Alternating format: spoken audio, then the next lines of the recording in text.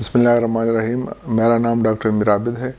اور میں as a assistant professor اور انچارج کام کر رہا ہوں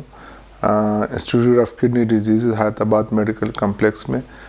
ادھر ہمارا اپنا یونٹ ہے مردانہ کمزوری اور بانجھ پن کے حوالے سے۔ شام کے وقت ہمارا اپنا سیٹ اپ ہے، مومند میڈیکل کمپلیکس ہے، جہاں پر ہم کنسلٹیشن بھی کرتے ہیں، سرجریز بھی کرتے ہیں، اور اس کے علاوہ ہم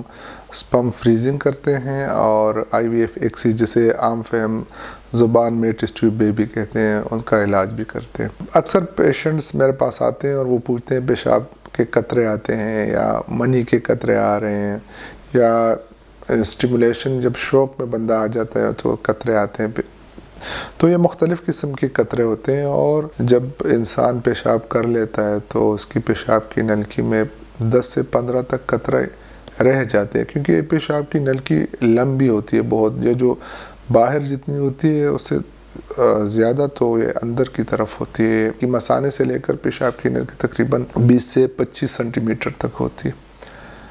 تو اس میں کچھ قطرے رہ جاتے ہیں، اور اس کا علاج یہ ہے کہ اس کو انگلی سے نیچے انگلی دبا کے اس کو نکال لیا جائے، اسکویز کیا جائے، اور پھر ٹیشو پیپر سے اس کو صاف کر کے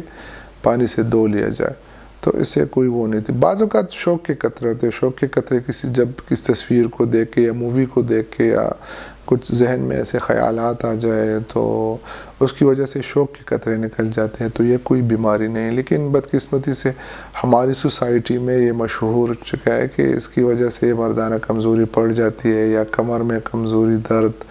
یا گھٹنوں کی کمزوری، تو ایسی کوئی سچ کوئی بات نہیں۔ بعض اوقات پروسٹیٹک انفیکشن میں بالکل سیمن کے جو منی کے قطرے ہوتے ہیں وہ نکل رہے ہوتے ہیں، ہاں، تو اس کی علاج، یا کانسٹیپیشن قبض کی وجہ سے کچھ منی کے قطرے ہو جاتے ہیں، وہ بھی پروسٹیٹک سیکریشنز ہوتے ہیں، تو بعض اوقات اس کے لیے علاج کی ضرورت ہوتی، بعض اوقات اس میں بھی علاج کی ضرورت نہیں ہوتی۔ اس میں بس صرف جسٹ پیشنٹ کو